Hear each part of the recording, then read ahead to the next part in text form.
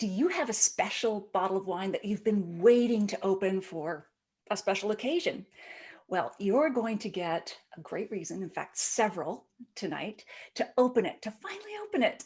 So if you're watching this video on the replay, please, I want to hear from you. Type the word replay into the comments. What's the best wine you've had lately? And if you're here with me live, I want to hear from you too. What's in your glass? What's the weather like? Where are you logging in from? I'm Natalie McLean, your host, and I offer insanely popular online wine and food pairing courses at nataliemclean.com. And you have just joined the most passionate group of wine lovers who meet every Wednesday at 7 p.m. Eastern to chat with each other and the most interesting people in the world of wine. All right, so this is the first time I'm live streaming this video on both Instagram and Facebook. And it's from a recorded conversation that I had with these two amazing guests. You're going to love them. And that recorded conversation was broadcast on my podcast, Unreserved Wine Talk, a week ago. So I'm going to be jumping into the comments here with you and watching this so that I can interact with you more and answer questions or whatever is on your mind. I do want to hear from you. So let me know, what's your opinion of what we're talking about here? What tips and takeaways are you loving? And are there any questions that we haven't answered for you? Post it all in the comments, please. All right, so let me introduce our guests this evening. Dorothy Gaiter and John Brecher conceived and wrote the Wall Street Journal Tastings column from 1998 to 2010. They've published 4 best-selling wine books, and they created the annual international celebration, Open That Bottle Night, or hashtag OTBN. And it's a celebration of wine and friendship. I just love what it's all about. And their column on that first event was nominated for a Pulitzer Prize. We're going to dig into what it's all about, so you'll get more details on that. But just let me say that 3 of you here are going to win a personally signed copy of Dorothy and John's book, Love by the Glass. So all you have to do is post which wine you're going to open this Saturday with the hashtag OTBN on Instagram or Facebook in your story or your feed. And you can tag me and our guests tonight. I'm going to post all of this in the comments so you can just copy and paste that. I'll select the winners based on who participates, either on or before this Saturday, February 27th. Bonus points if you tag 3 Wine Loving Friends and tell us, why did you choose this bottle? What does it mean to you? Where were you when you bought it or someone gave it to you? Why are you opening it now? Where will you be when you open it and with whom? All right, back to our guests. Before writing about wine, both Dorothy and John had distinguished careers as in journalism as both reporters and editors at the Miami Herald, the New York Times, and of course the Wall Street Journal. The first bottle they shared together was Andre Cold Duck. So this is going to be a snob-free zone. And they join me now from their home in Westchester, New York. Hello, Dottie and John. It's so great to reconnect with you. Hello, Natalie. Hi, Natalie. All right. So you're sheltering in place out there in Westchester. That's what you're doing, I assume. Yep, that's We right. are. Well, at least there's wine. So At least there's a lot of wine. Yes. There's a lot of wine. Yes. I think I'm down to an 8-year supply here, but I think we'll make it. All right. So before we dive into Open That Bottle Night, which is so exciting, I'd love for each of you to tell us first, what was the moment when you knew you wanted to become a writer? Like where were you? What triggered that thought? Maybe Dottie, if you want to go first, we'd love to hear from you. I'll jump in first. All right. I grew up in Florida in the segregated South, and I'm 69 now. So I grew up during the early days of the civil rights movement, and my heroes were the journalists who came from all over, or who were already in the South telling the story of Black America. And I thought, well, with words we can change hearts, we can change the way people think. And so I wanted to be a journalist, and that's what I did. Wow. And how old were you when you realized this? About 13. Oh, Yeah. That's young. Yeah. Were you reading a particular paper where you grew up? And my family got 3 or 4 papers every day. And oh, wow. we were real news junkies. I love it. Oh, that's great. And John? my story is very similar. I also grew up in the segregated South. I lived in a city that had potential to be a great city, but it was held down by its terrible local newspaper, which was actually owned by the local railroad company. And at some point when I was in my teens, I realized that if that newspaper were better, if it demanded more, that city could be better. And I extrapolated from that, what if that's true all over the world? What if journalism were better? What if newspapers were better in every city and all over the world? Wouldn't the world be better? So Wow. very early on, like Dottie, I knew I wanted to go into journalism. And sorry, how old were you when you knew that? I was about 13. Oh, wow. You guys have lots in common. Well, That's great. This is going to be like a mirror in terms of, but okay. So, and just a side note, I don't know if you can get closer or speak up a little more. I don't know why the volume has gone down a little bit on your side. It's no big deal. But I just want to make sure we can hear you well. All right. So now let's go to the worst moment or point or story in your writing career. Where were you? What was happening? How did you recover? Dottie? Gosh. Well, fortunately there haven't been many. In the course of writing our column, we made 2 small errors, and they were pretty much abbreviations. They weren't major, but 2 is too many. So we don't like to make errors, and so that was really bad. And what were the abbreviations? We're not letting on. Oh, I see. We'll never tell you what the errors were. Oh, I see. Okay. Nice ellipsis. And they're not anything really that would be a big deal to normal people. Okay. But whenever we make an error, yeah, it's a big deal to us. And those are always the worst moments when you go, oh my gosh. I mean, there was a time in our youth in the 1970s when Dottie just would not go to sleep because she was sure that she had gotten something wrong in a story. Wow. And wouldn't go to sleep, wouldn't go to sleep. She was driving me crazy. I told her there's nothing to do about it now. It's a newspaper, it's going to print. 3 a.m, she called the press room and asked someone to take a newspaper off of the press and read her that paragraph. Wow. So she could be sure whether it was right or wrong. It was right, and we got back to sleep. My goodness. Yeah, we're really sticklers for being factual, and one of those 2 errors was an abbreviation for an organization. We got letters backwards or something. Oh, wow. Yeah, I mean, it really wasn't earth-shaking, but for us, it was pretty awful. Oh, well, okay. I will share my one journalism course experience. That wasn't my undergrad, but I spelt someone whom I quoted as Copper rather than Cooper. And my instructor gave me an F, though she gave me an A, and then she crossed it out and said F. You'll never forget this. Oh, that is painful. That's very painful. I never did. It's, decades ago. So always get people's names right. John, do you have one, or are you sharing the abbreviations with? I'm sharing this. Okay, we won't dig up anymore. That happens. Yes, yeah, absolutely. And the pieces had both our names on them. So. Oh, okay, gotcha. All right, well, let's go to Happily Ever After. What has been your best moment of your writing career? I don't. Well, what do you think? I would say your commencement. Oh, yes. I went to the University of Missouri to study journalism. That's my teenage self figured out that's where I wanted to be. And several years ago, when the University of Missouri School of Journalism celebrated its centennial year, they asked me to come back and to give a commencement speech. Oh, wow. And that was a really big deal for me. What an honor.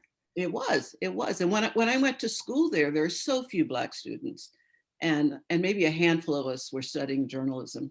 And it was just wonderful to be back there and to join in that celebration. Wow. And do you remember? Absolutely. And do you remember any of your key points or what you were trying to get across other than work hard and be successful and seize the day. And Well, the point that a lot of students and their parents applauded was that try to have a balanced life. No job will fulfill you and love you as much as your family and your loved ones. So while you're out there trying to put the bad people away and to expose corruption and horrible things, remember to take care of yourself and the people who are closest to you, because Wow. that's what's important, really. That's Well. terrific. Love that. John, do you have a moment? I'll keep it as brief as I can, but when I was page one editor of the Wall Street Journal for 8 years, in 2006, I persuaded one of the editors who worked for me to write about his battle with AIDS and his new hope because of new treatments. At that time, people didn't believe there were any new treatments and that there was any hope. We wrote that story against tremendous pressure because there was so much belief that this wasn't real, that there wasn't hope. But it was a tremendous story. It did end up winning a Pulitzer Prize, but that's not why I'm so proud of it. I'm so proud of it because as a result of that story and other work we did on AIDS at the time, thousands and thousands of people realized that there was hope and they didn't give up. And I feel like that story and those stories saved many lives. And if you can do that as a journalist, that's a great thing. That's so moving. Oh my goodness. Wow. Terrific. All right. Well, let us move on to, speaking of having a whole and full life, let's just look at some of your wine related career photos. I'm going to share my desktop so that those who are watching the video can see some of these wonderful photos. Let me just share screen here. And here we go. You should be able to see this as well. Let's see. Are you seeing the photos? Not yet. Okay. Let me Can I just say really quickly? I just said 2006. It was 1996. Okay. Now that we look back on things, it all kind of comes together. But Sure. I got the year wrong. Sorry. Well, that's okay. Always correcting facts. That's good. That's right. Can you see the screen right now? Yes, we can. And it's the two of you. Lovely shot. Where is this? This is in the Grape Collective's wine store on the Upper West Side. We write for the Grape Collective online magazine, but it also has 2 brick and mortar stores. And this is the one on the Upper West Side. Okay, I didn't realize that. Thegrapecollective.com, right? The website? That's correct. Correct. Okay, cool. We'll be talking more about that as well. And let's see here. Open that bottle night, which we will get to momentarily, but that seems to be your logo for that. And hopefully I didn't skip. Okay, here we go. When I come back to full screen, I'll get you to hold up the book, but this, I think, is the original cover for Love by the Glass. It is. Yep. All right. And this is the new one? That's the paperback. Oh, the paperback. Great. And just a reminder to our viewers, you could win one of 3 signed copies of this lovely, lovely book. Let me go on. Oh, okay. Well, some career highlights. All right. That you guys were having fun here. What was happening here? This is Karen Mcneill of the Wine Bible. And where were you? We were at Copia in Napa. The University of California at Davis asked us to donate our papers to the Warren Winiarski Wine Writers Collection. Now, Warren was the genius whose Cabernet, Sagsley Cellars Cabernet, won the red wine competition at the Judgment of Paris. And he set up an endowment that collects the works of wine writers. And Wow. yeah, Jancis Robinson's papers are there. Hugh Johnson's papers are there. And ours now, it was amazing. And this was after we spoke, people came out of their seats to greet us. This was like a week before serious lockdown. So this was our last gasp of sociability. Oh, you just got in there. Yes. And is this Warren, one of these? That is Warren Winiarski. Okay. Yep. Great. Great man. Awesome.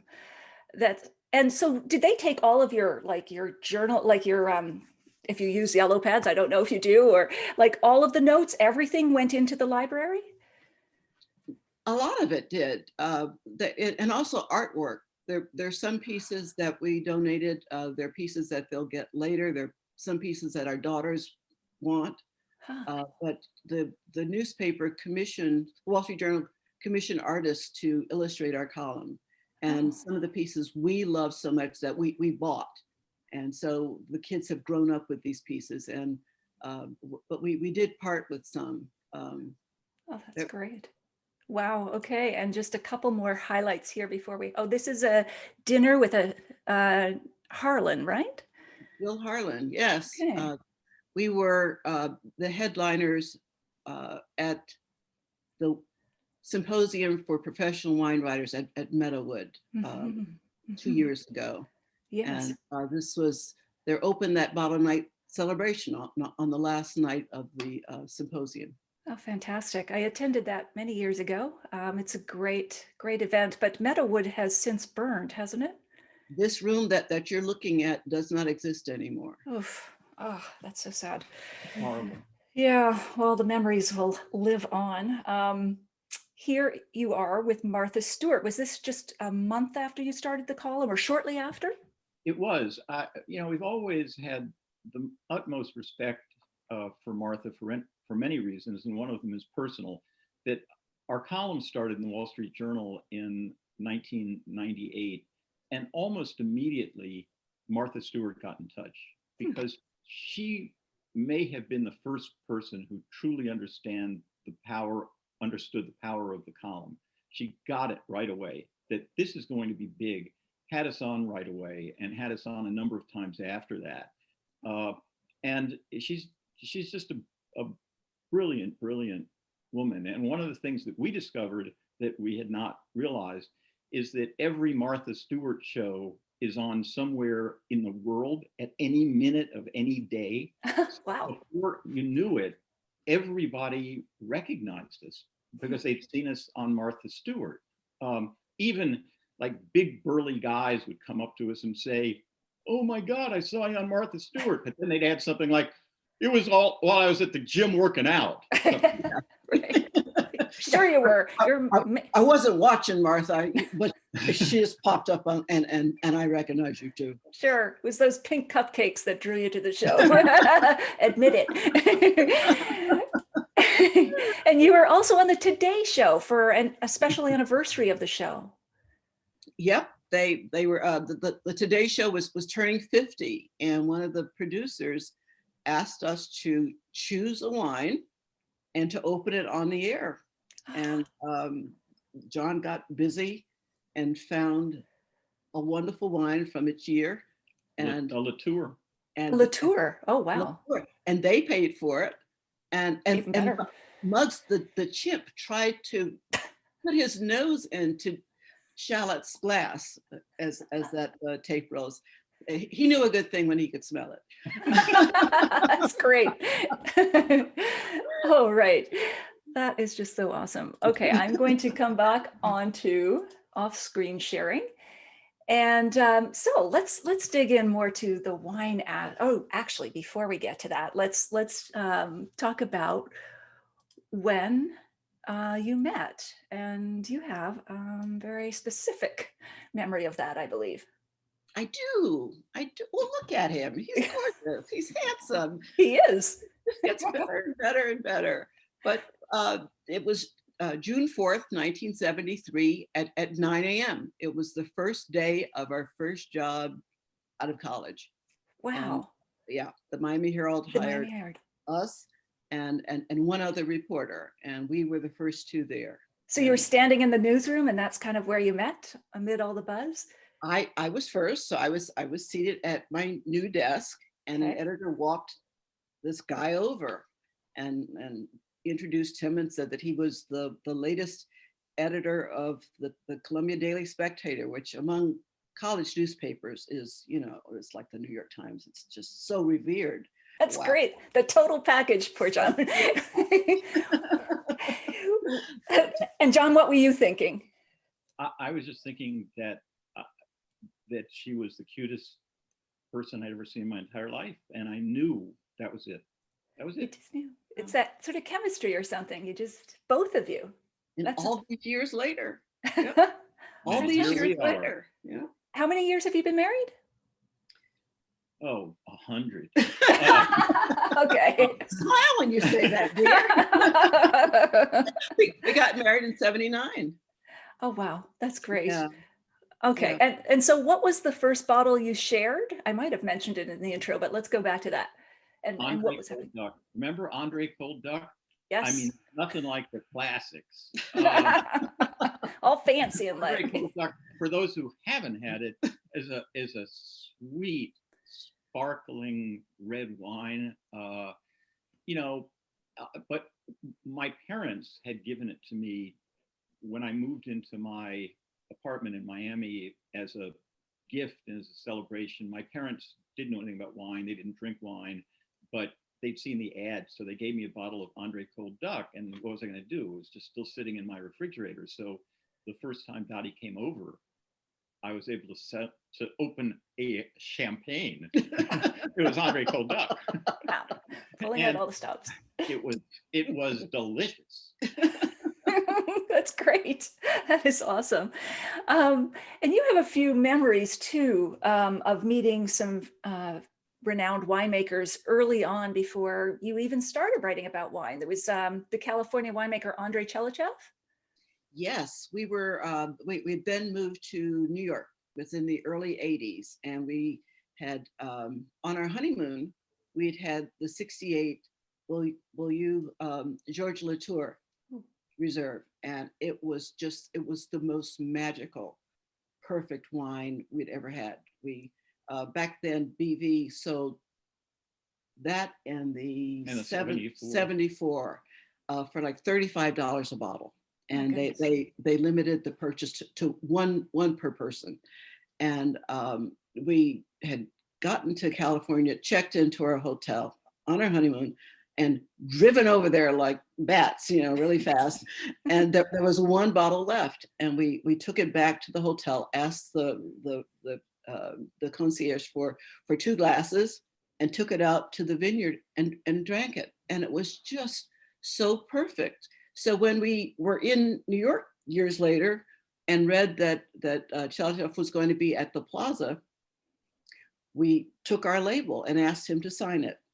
And then John asked him, how did he know that the grapes were going to be so perfect and the wine was just going to be so stunningly wonderful? And he pantomimed picking the grape and tasting it. And those bushy eyebrows and the bright eyes, we could see the grapes. He was so intense about it. And then this wonderful smile, we had taken him back to being in the vineyard and tasting those grapes. And it was just the most wonderful thing.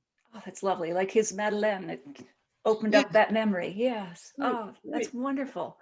And so wine, obviously, we were all getting this, it's changed your relationship, but in what ways has wine really changed your relationship? Well, going back to why we originally fell in love with wine, as we mentioned, when we met, we were daily news journalists. We were really into it. That was our life, was being daily journalists. And especially back then, what a great news town Miami has always been. It was a particularly great news town back in the 70s. We worked our butts off. We loved it, but we worked our butts off. We were together from the moment we met basically in 1973. And work was intense. At some point, I went into a wine store and didn't know what to do. There was this bottle of white and a bottle of red of some generic French wine.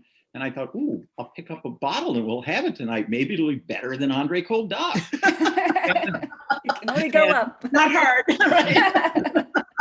And the guy behind the counter said, if you buy a case, instead of it costing $2.99 a bottle, I'll give it to you for $1.99 a bottle. And I thought, whoa. So I bought a case. When Dottie came over that night, we shared it.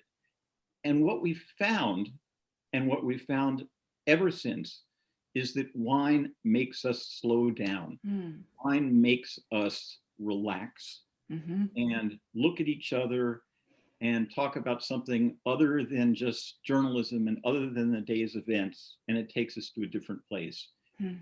So it really did change our life and change our world.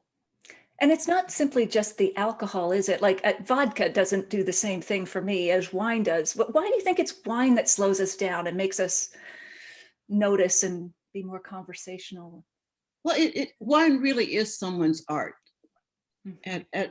At its most personal, it's someone's vision bottled, and it comes from a specific place.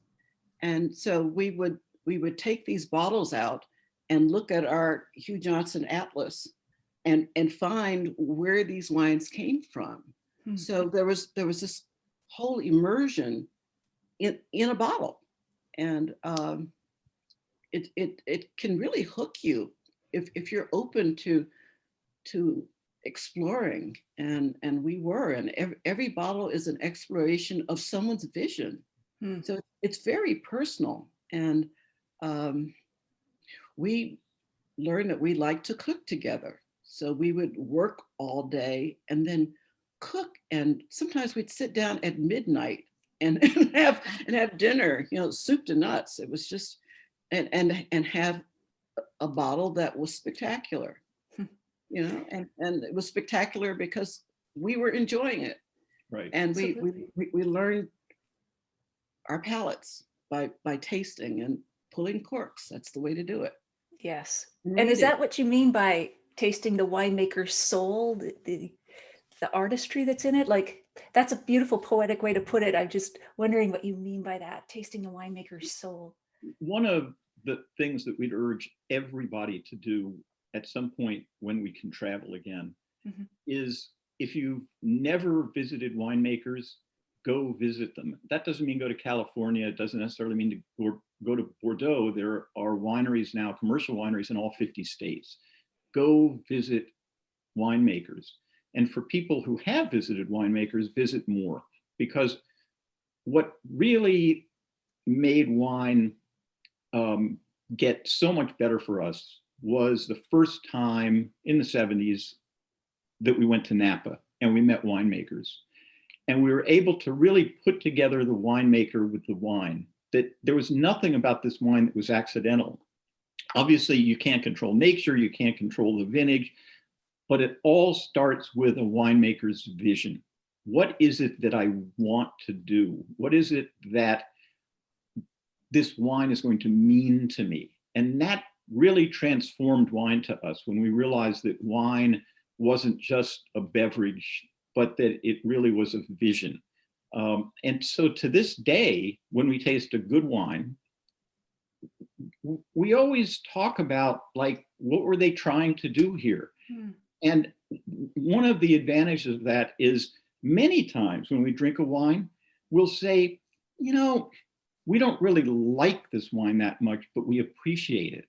And that's really critical when it comes to enjoying wine, because that means that you're really getting to wine on a level where it should be. You're not going to like every single wine that may be good in various ways, but you should be able to think about, what were they trying to do here? And there should be an answer. Oh, that's great. Yeah, I agree with that. Yeah.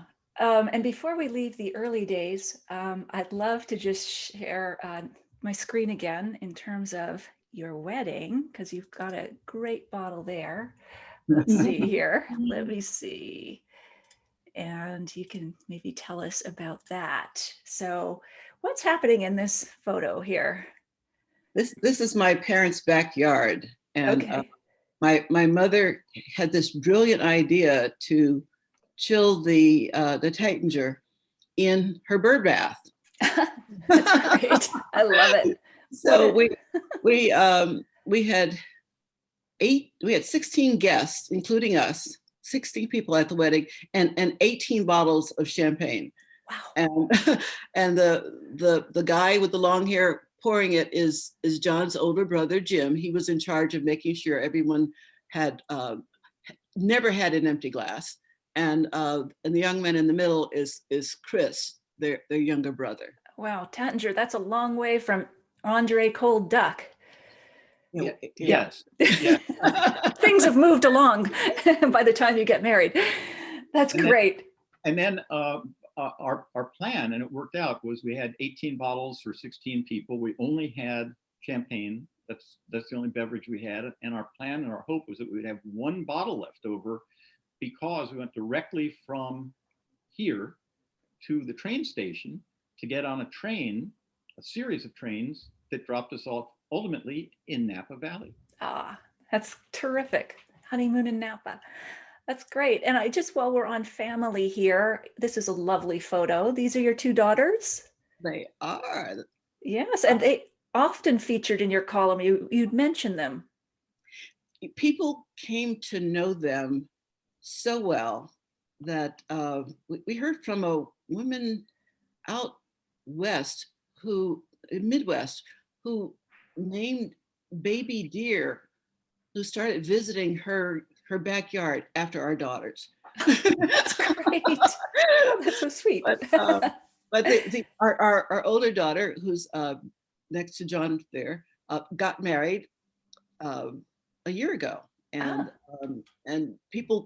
our readers couldn't believe that she's married now. Grown up. They saw them grow up. And how did wine play a part of her wedding? Oh, wow. Every part. Oh, okay. You taught her well. Yeah.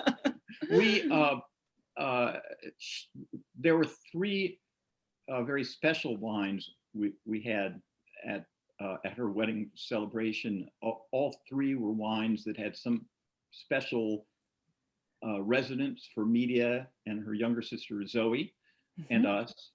And in all three cases, we got back to the winemakers, whom at this point we know, and asked them if they wouldn't mind sending some wishes to media and her new husband, Jose. It was the sweetest thing. Laura Catina wrote a poem. Oh, the winemaker from Argentina, who also happens to be in her spare time an emergency doctor in San Francisco, right? She's amazing. She wrote a haiku. Oh. Incredible, I know. And wow. August Kessler sent word with his, we got Riesling from him because we dragged the girls to Germany when they were little. They must have loved that. Fighting and screaming. And he wrote stand together in good and bad times. Very, very good sentiment for newlywed people. Oh, that's great. Oh my goodness. And then we finished with Kim, which we'd laid down for them. Wow. Yeah, for that's media. Good planning. Well, it not only is the world's greatest sweet wine, but we really do consider it the world's greatest wine. We can't afford it anymore, but back when we bought these 89s, which was the year of her birth, they were ridiculously affordable. So we bought one here, and before you knew it, we had several that we always intended to open maybe when she was 18, maybe she was 21, but we didn't. So we opened up, I think, either 2 or 3 bottles for the night before the wedding for 35 or 40 people. Mm-hmm. They were gorgeous wines, absolutely gorgeous wines. Wow. And with that kind of age on them, marvelous. It was just kind of the perfect sweet send-off to a very sweet couple. That's great. And for those who might not be familiar, Chateau d'Yquem, of course, is from Bordeaux, the sort of the top of the top ranked wines, dessert wine, or some people do eat it at the front of the meal or drink it, but very special bottle. So tell me, before we move on, the lady from Coconut Grove, who is she? We wish we knew who she was. And if anybody watching this knows, let us know. She was absolutely critical to our wine journey. And one of the things that we tell people is get a good merchant. Get a good merchant. It's absolutely critical. Even in today's world of the internet and everything, having a personal, someone you can go to and talk to personally is incredibly important. when we were very young, just learning about wine, we lived in Coconut Grove, a part of Miami, and there was this little tiny store. I still was nervous about going to wine stores at that point because I didn't really know anything about wine. Tiny little store. One woman who worked there, it was her store, never knew her name. And I went in and we talked about wine. And so I bought a couple of bottles from her. We really liked them, went back. And we set a $72 maximum on a case. Wow. $72 for a case was what we could do. And that meant— What year was this? Was it this was 1976. Okay. Yeah. I guess that could go a ways. Yeah. And the idea was that we could buy some wines for $3, but that means we could like maybe go up to 10 or 11 on some. Whoa. and what she did was basically show us that good wine, even back then, was made all over the world. She didn't just give us California wine. She didn't just give us wines from France. She gave us wines from all over the world.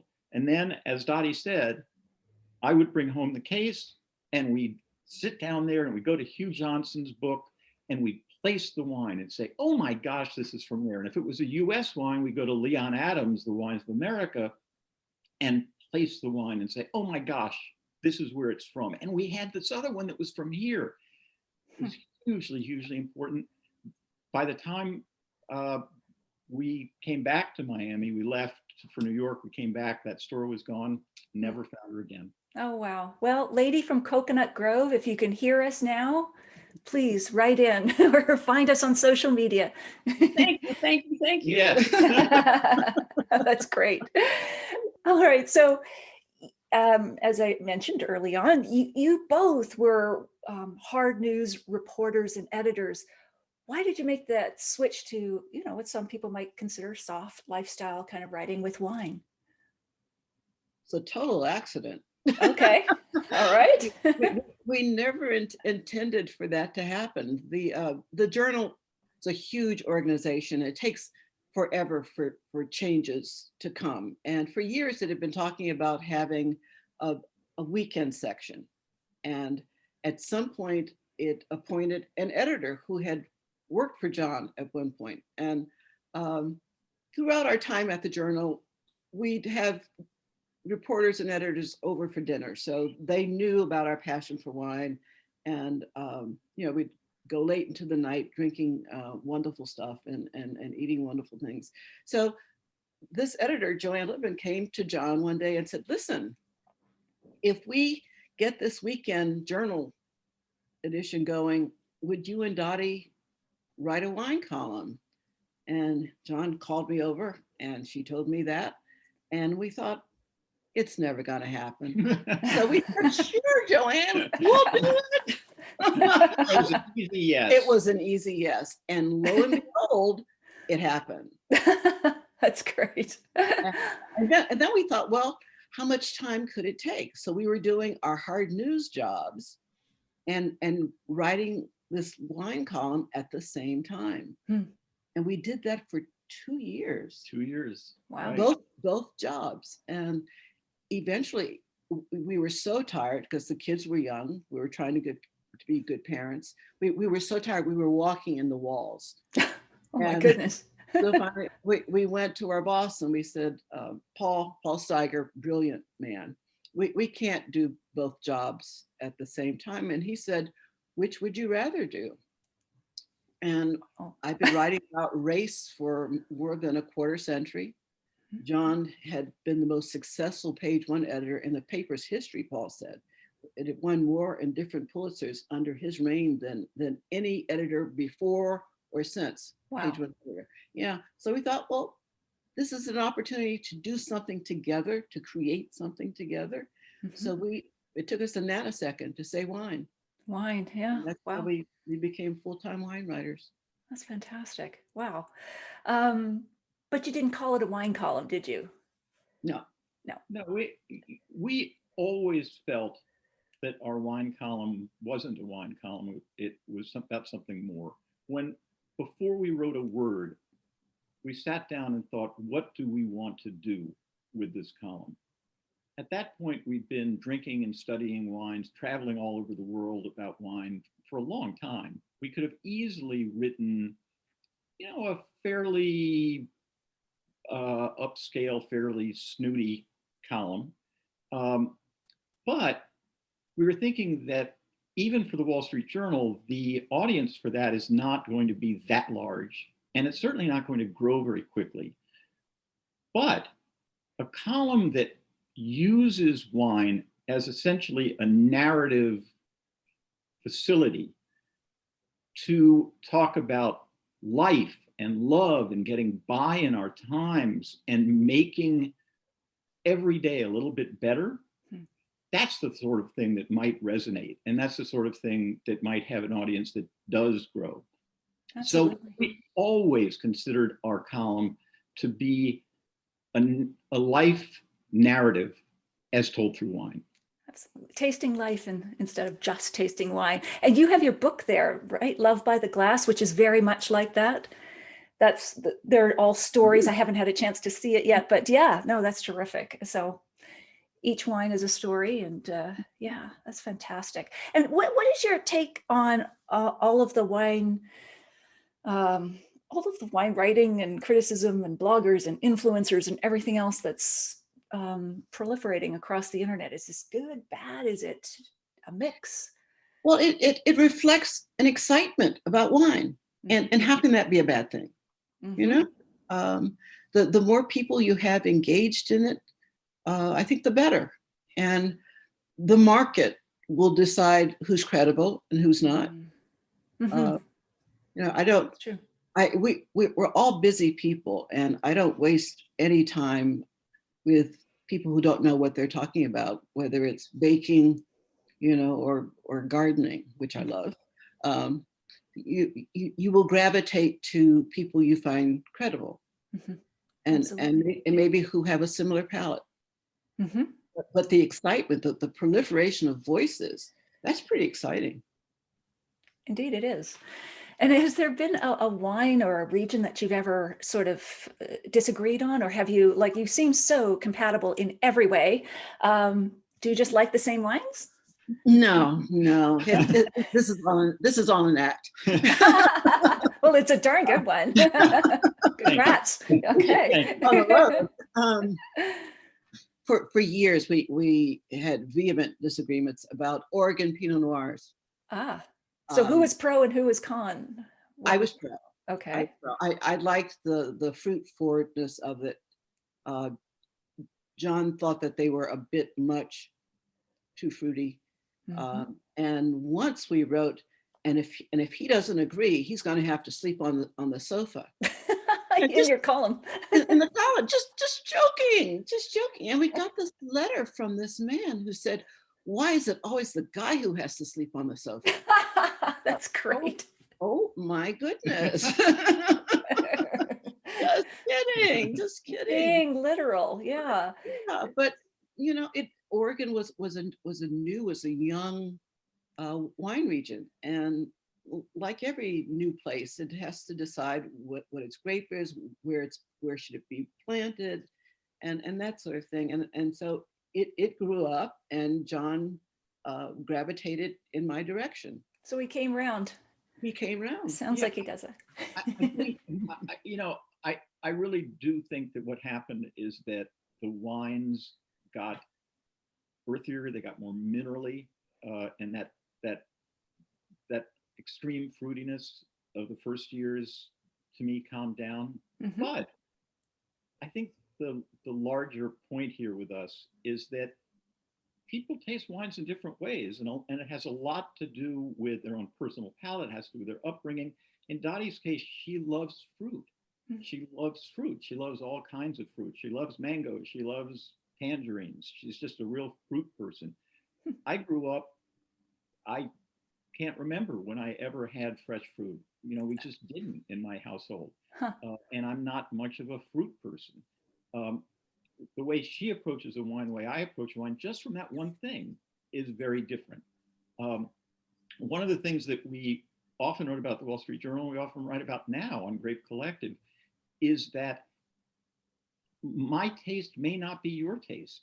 Doesn't mean that anybody's wrong. People just have different tastes. It's that simple. And it's okay. You know, it's okay. We would tell people, don't let anyone tell you what you like. We can't taste what it tastes like in your mouth. Trust yourself. Absolutely. Yeah, trust yourself, like that Dr. Ferber, sleeping babies or something. Trust yourself. You know more than you think you do. Oh gosh, we had a baby who would not sleep. Yes. Yeah, that's separate. Thank you, Natalie. Yeah, That brings up. Yeah. It's all gone now. It's memories. But do tell, getting back to just one, you got lots of letters, you received lots of letters over the years, but you had a category of people who would write to you called wine jerks. Who are they? Well, you know, over the years that we wrote the Wall Street Journal wine column and since, we encourage people to get in touch with us. We want people to get in touch with us, both to give us ideas of things we should drink, to respond to our columns, whatever. And obviously, if people believe that we have made an error, we definitely want to hear from them. As you've heard, being correct is very important to us. Mm-hmm. The problem is, during all of our years working at the Journal and afterward, we have heard from a lot of people who aren't correct in their correcting of us, and in fact are obviously incorrect, and just a little bit of investigation would have made it clear to them that they weren't correct. And the interesting thing at the Journal was that every time we got one of these letters from someone, that we just kind of rolled our eyes and said, oh my gosh, you know, and we always wrote back very nicely and said, no, here's the fact, you know, here's the background, or we'd email back and say, here's the link. Think about it, that was really interesting is every single one of those letters came from a guy, except one. Oh, you got a woman. And when we got that one, it was so exciting that John came into my office and waved it. It's a woman. What was the correction?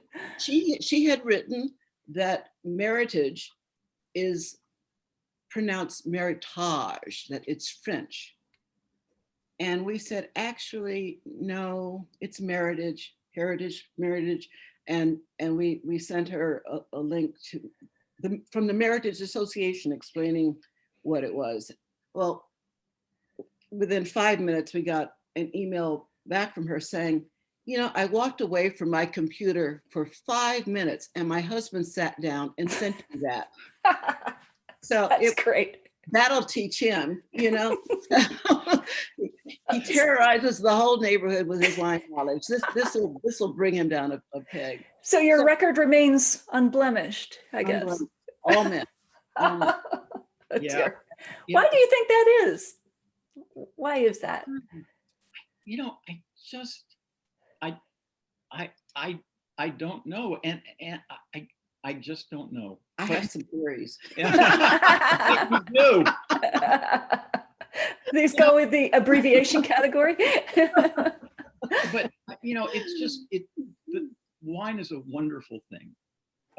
There's no reason to make it into a sport. There's no reason to make it into a competition. Once again, no question at all. If you think that we've made a mistake, if you think anyone's made a mistake, great, let them know. But there has always been a certain amount of, I know this better than you do in wine. And that's not fun. And that's not what wine is all about. Wine is romantic.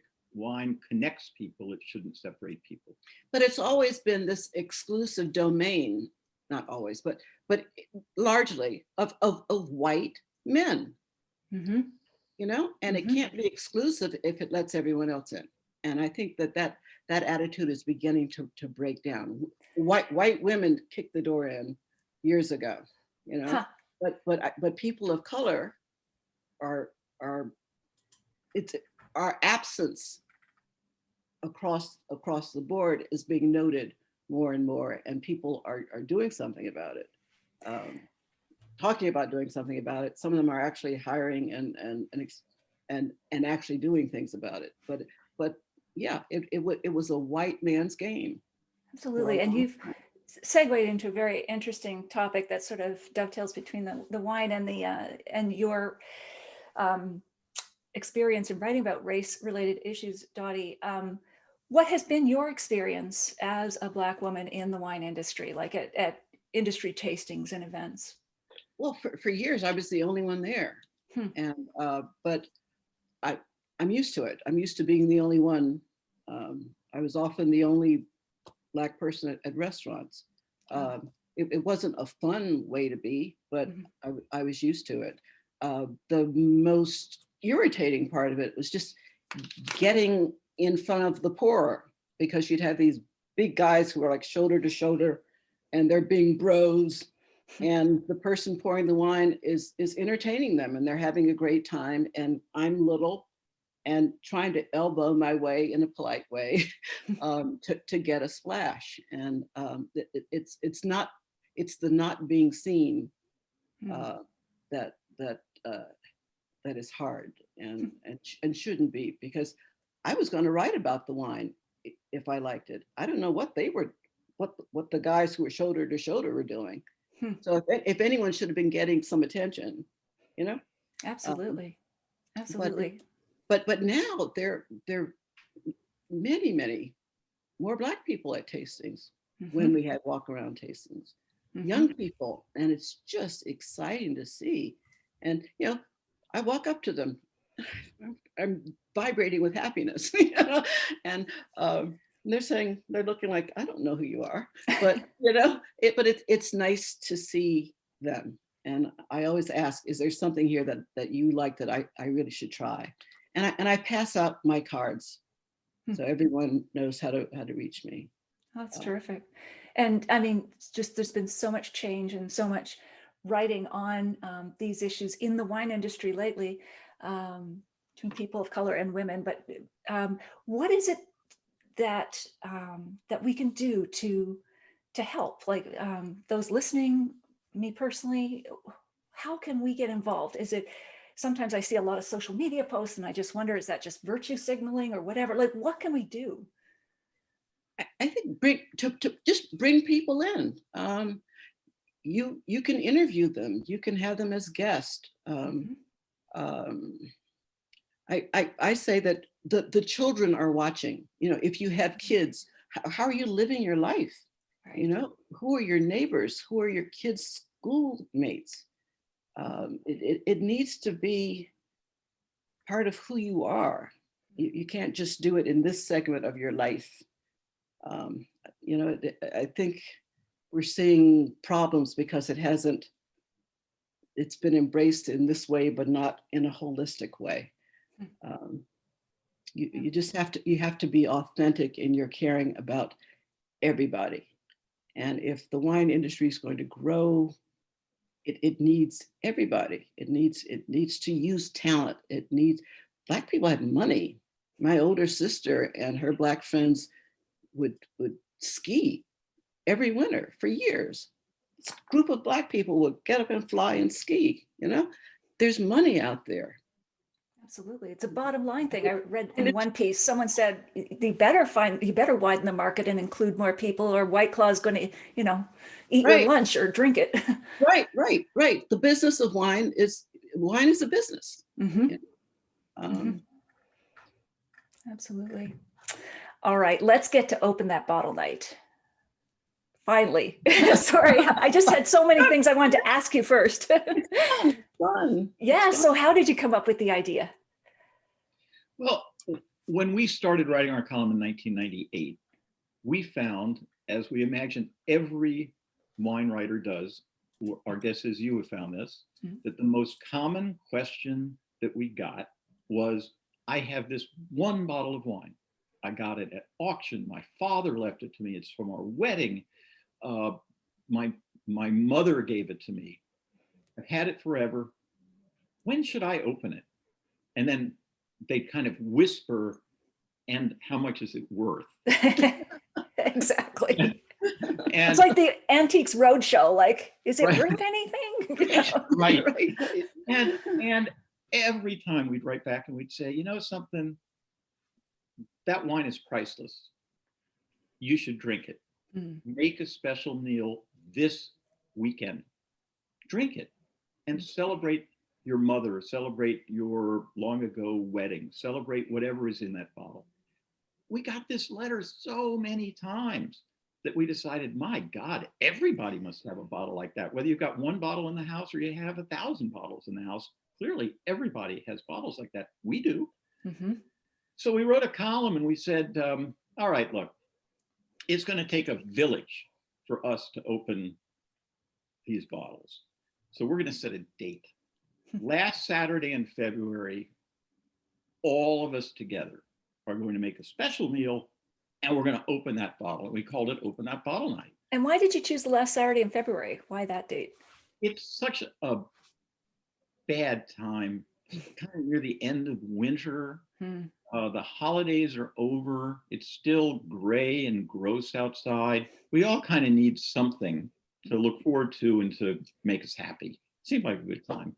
Yeah. And our hope was that after we published this column in 1999, that we'd get 5 or 6 people who would send letters back. Remember, it's 1999, letters. I mean, actual people would have to sit down and write a letter. How quaint. Yeah, whoa. And, you know, Ben Franklin out there. We hope we might get 4 or 5 letters and we'd be able to do some sort of follow-up column so we could get 2 for 1. Mm-hmm. That was our hope. We got over 1,000 letters. Wow. Every day the mailroom would come in and dump these crates of letters on our desk. It was the most amazing thing. Wow. So this really resonated with people. It did. Yeah. It did. And the piece that we wrote started with a quote from John Watson, who said that if only we had found this occasion last year, his bride of 50 years could have been there in person. Oh. To celebrate and not just in spirit. And we kept up with John Watson for years. And on Open That Bottle Night 3, he wrote that he had met Mary on this river cruise down the Dordogne, and that she loved wine and he loved wine. And we kept bringing him into the column and checking in on him. They got married. Their kids sent us pictures from their wedding. And then in 2017, we heard from his granddaughter that he died. Oh. And his obituary mentions a highlight of his life being quoted by us in the Wall Street Journal, and that he wants people to remember that there's a second act, that there's love out there, and that you should grasp it with both hands and toast to life and this wonderful gift of the grape. Wow, that is so a moving. life well lived, you know, and through Open That Bottle Night. That is great. We heard from GIs who remembered having Riesling in Germany, who were connecting on opposite sides of the country. You know, calling each other and opening identical Rieslings and talking about their war years and their lives since the war. It was just, it has been an amazing thing. And last year we were in Napa. Right, for Copia. Celebrating Open That Bottle Night. Oh, that is Seems wonderful. like so long ago. It does, doesn't it? It seems like decades. So was there a letter that you received from a reader or story you heard online, sort of a very odd place for someone to open a bottle, or a strange or odd bottle itself?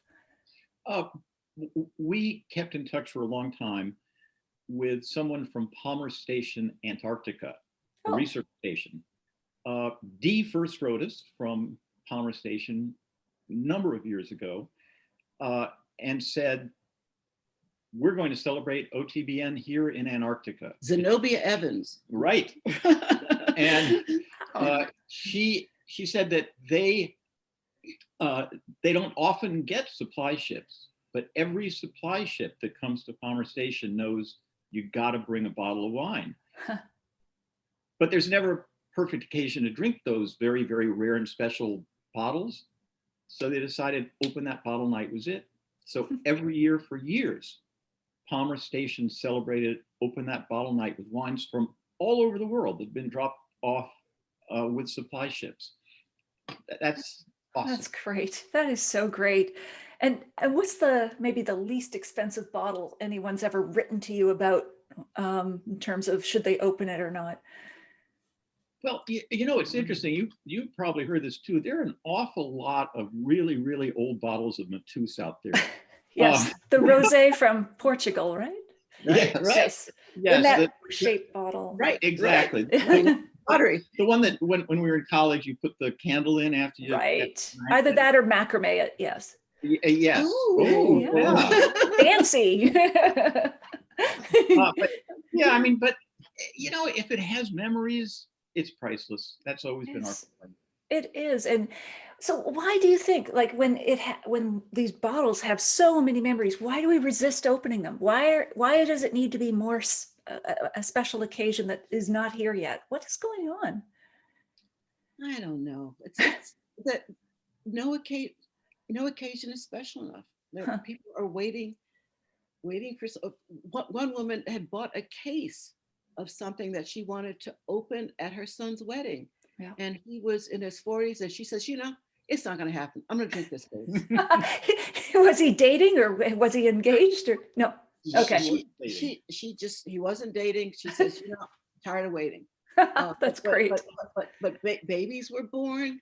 Babies graduated from high school, college. People got their medical degrees. And for some reason, people just couldn't open these bottles. Wow. And then some people started to think, I don't want my kids pouring this over my grave. Right? Yes. Yeah. Someone's written that an empty bottle is better than a bottle full of vinegar. I mean, people have begun to embrace the idea of now, especially now during the pandemic.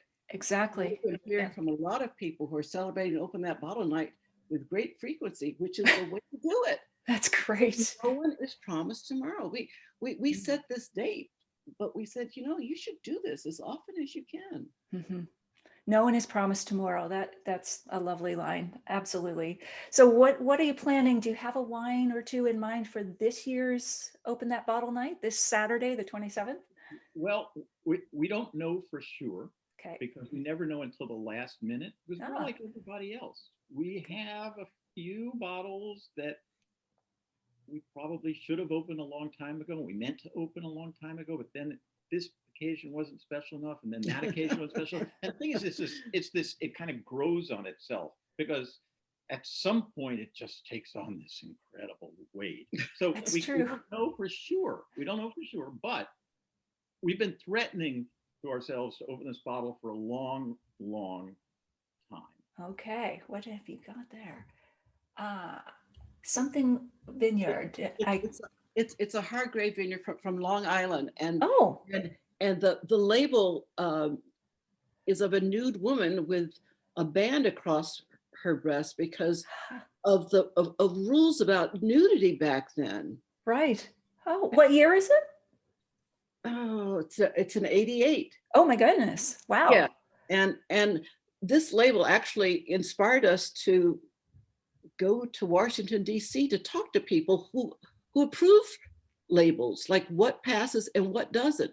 Of course, now labels are so scandalous that I'm embarrassed to look at some of them. Right. But back then, Alex Hargrave thought he better cover her up. Right. And to us, what's special about this, aside from this really extraordinary label, is that back then, and before we were wine writers, long before we were wine writers, we used to go to the North Fork of Long Island pretty much every summer with our kids for week, 2 weeks.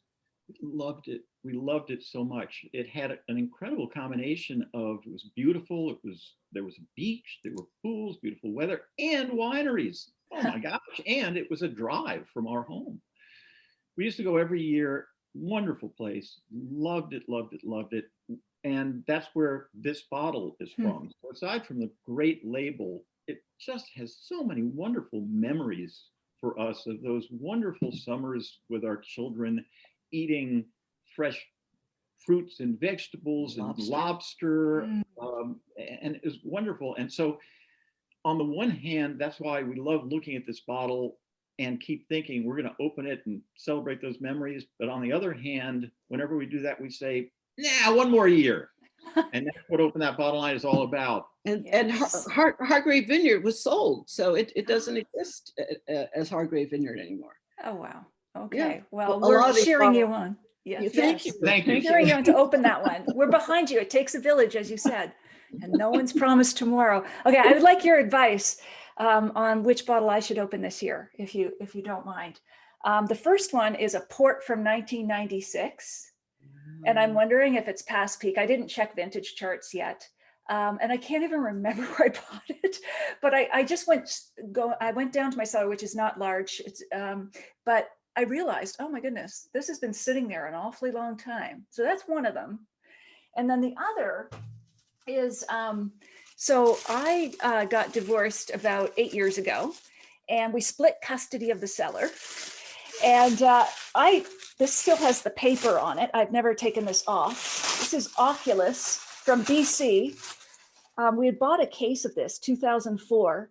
I'm worried that it's over the hill, but what's good about this is that I will be able to open either bottle with my new love of 7 years now. So it's still about romance, not about getting divorced, but I don't know. See, I think this one would age better, but this one, I keep putting it off. I'm thinking it's past peak. So I don't know. I could pair it with burning old love letters or something. I'm not sure. But whatever's left down there. But which one would you go with?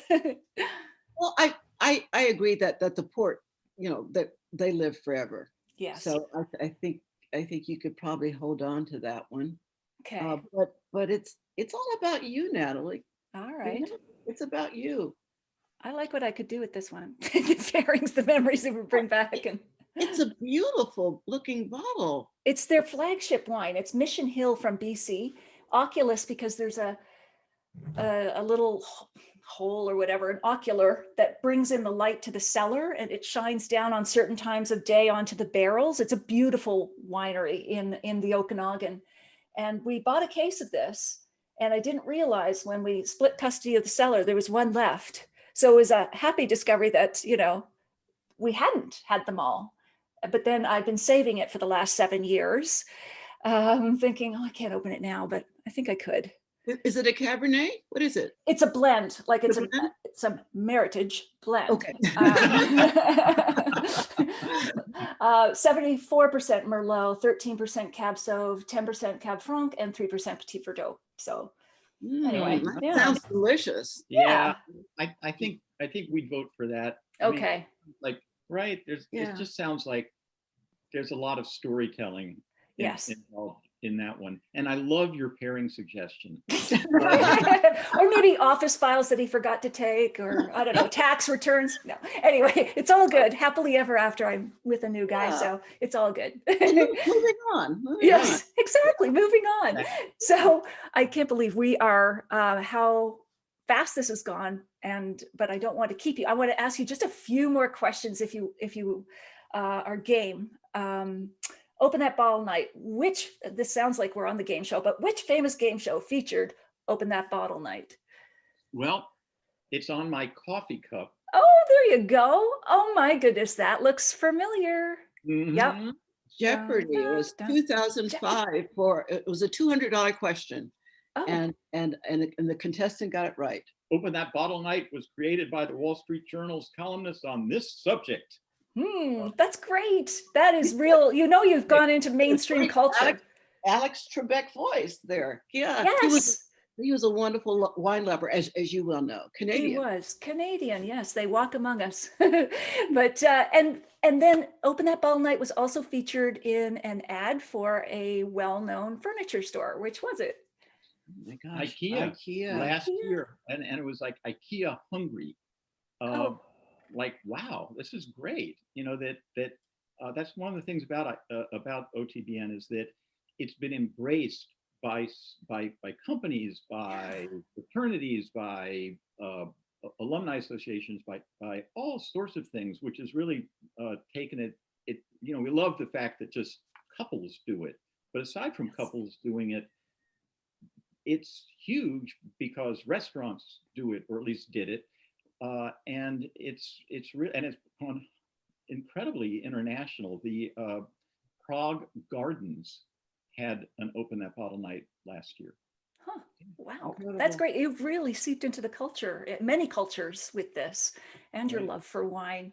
So how can people find you online? How can they celebrate Open That Bottle Night? So OTBN is the hashtag. And again, I'm going to post all of this in the comments or in the show notes for the podcast.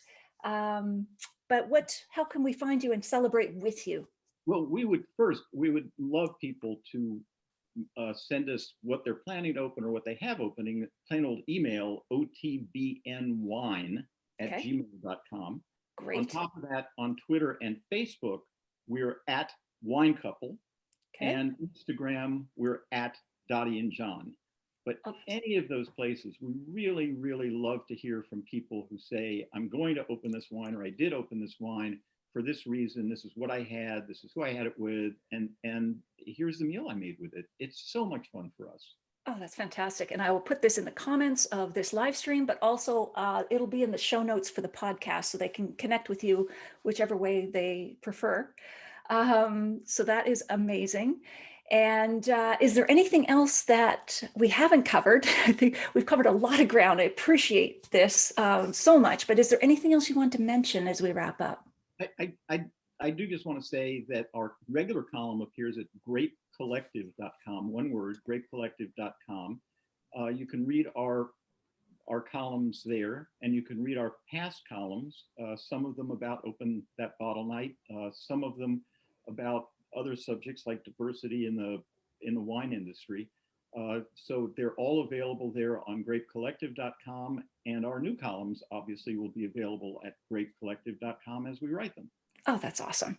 And just a reminder to those of you who are watching right now, if you post using the hashtags and tagging us, what bottle you're opening on or before this Saturday, the 27th of February, you could win one of 3 signed copies of Love by the Glass by Dorothy and John, or Dottie and John.